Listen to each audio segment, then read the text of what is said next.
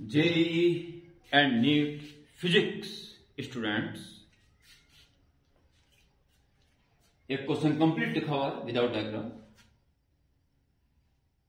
केवल एक क्वेश्चन के लिए वीडियो है। A long metal rod of length L and relative density दे रखी है, is held vertically with its lower end just touching the surface of water. Vertically है, लोअर एंड सरफेस को टच कर रहा है वाटर के। The speed of rod it just sinks the in water. इसकी डेंसिटी वाटर से ज्यादा है तभी डूबेगी। जैसे कंप्लीट डूब जाएगी उस मोमेंट में इसकी स्पीड क्या होगी फाइंड करना। सिंपल क्वेश्चन है। देखो प्यारे बच्चों,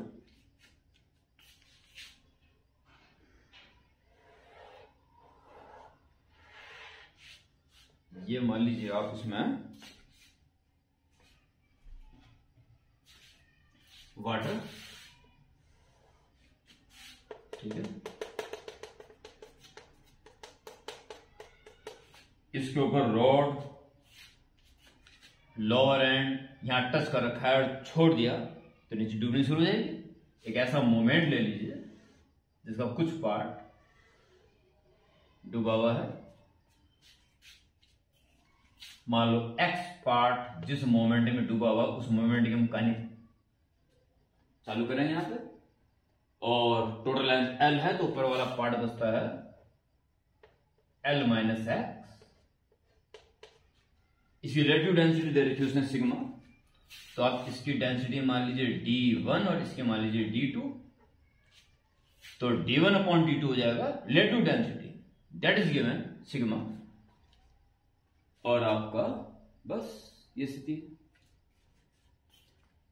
इसको छोड़ा जब गया था जब एक्स वैल्यू बिल्कुल जीरो थी, लोअर एंड इसको टच कर रहा था, और जैसे ही एक्स बढ़ते बढ़ते पूरा एल हो जाएगा तो पूरा डूब जाएगा। उस मोमेंट में इसकी स्पीड क्या होगी। सब बच्चे पढ़ने वाले समझ चुके होंगे कि इंटीग्रेशन हेल्प से क्वेश्चन होगा। तो आप इस इंस्टेंट से स्टार्ट हो जाएं। इस इंस्टेंट पर इस पर लगने वाला नेट फोर्स क्या होगा। mg उसका वेट तो है ही है, बस पानी में थोड़ा सा जो डूब गया इस मोमेंट में उसका अपथ्रस्ट इसमें से माइनस करना पड़ेगा, माइनस अपथ्रस्ट। ओके, ये नेट फोर्स होगा। ये नेट फोर्स होगा, इतना एक्सेलरेशन प्रोड्यूस कर देगा। ये एक्सेलरेशन हमें चाहिए, mg माइनस अपथ्रस्ट की बात करें।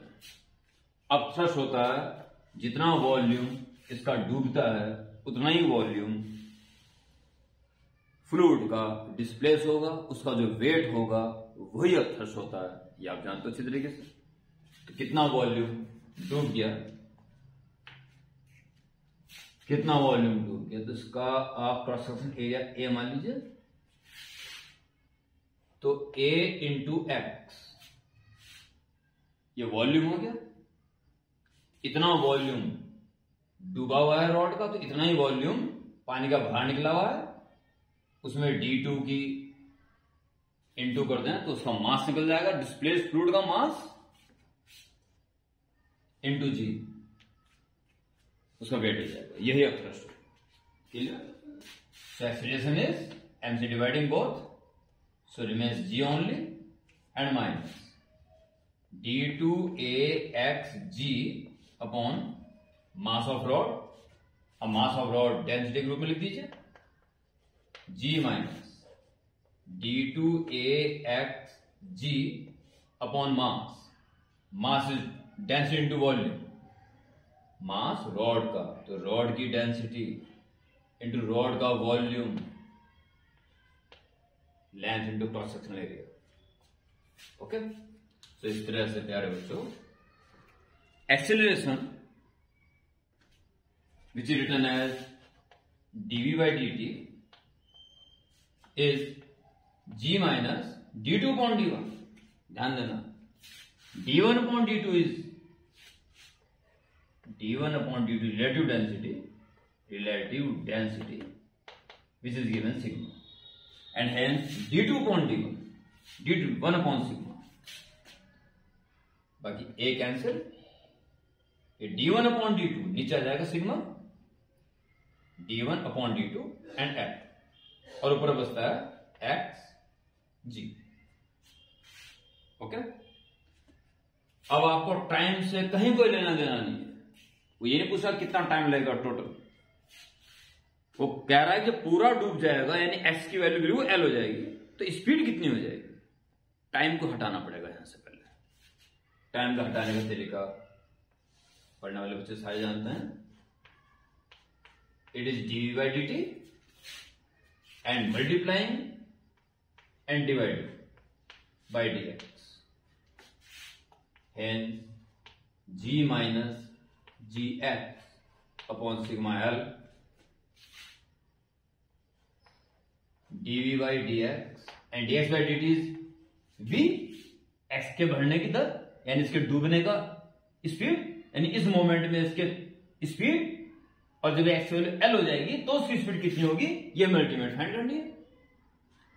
क्वेश्चन सिंपल है, g माइनस जी x upon sigma l। So v के साथ dv यहीं पे रख दीजिए, v dv, और वहां g माइनस जी एक्स अपॉन सिग्मा l के साथ इंटू में पहुंच जाएगा dx। और ऐसा करते ही आप इंटीग्रेशन कर सकते हो। शुरू में इनिशियल स्पीड 0 थी और x की वैल्यू बिल्कुल 0 थी, तो x वैल्यू बढ़ते बढ़ते जब l हो जाएगी तब तक उसकी स्पीड 0 से बढ़ते बढ़ते कितनी हो जाएगी, ये हमें फाइंड करनी है, ये हमारा टारगेट है। सो v का derivative v square upon 2, limit लोगे तो 0 टू v, तो v स्क्वायर अपॉन 2 माइनस 0, ये बचेगा। इधर g इंटू 1 का x हो जाएगा, और यहां g एक्स स्क्वायर अपॉन 2 हो जाएगा, और बाकी सिग्मा l ये कांस्टेंट है, और 0 to l। So v square equal to उधर भेज दीजिए, और पहले l रख दीजिए, तो g l minus g l square upon 2 sigma l, minus 0 रखोगे तो दोनों 0 बन जाएगा, तो ये बचेगा। ठीक है, अब ऑप्शन अगर देख लें, 20 अंडर तो आ ही रहा है सारे। ठीक है, तो मेरे ख्याल से ये वाला बन रहा है, एक एल काट दीजिए और जीएल कॉमन लीजिए, क्योंकि 2 जीएल तो सब में ही है। ठीक, तो आप क्या करेंगे, v is equal to under तो लगी जाएगा, तो v स्क्वायर 2 और जीएल कॉमन ले लिया अंदर से, तो बचा 1 माइनस जीएल कॉमन ले लिया 1 upon 2 sigma. So accurate third option is correct. Okay okay, good night.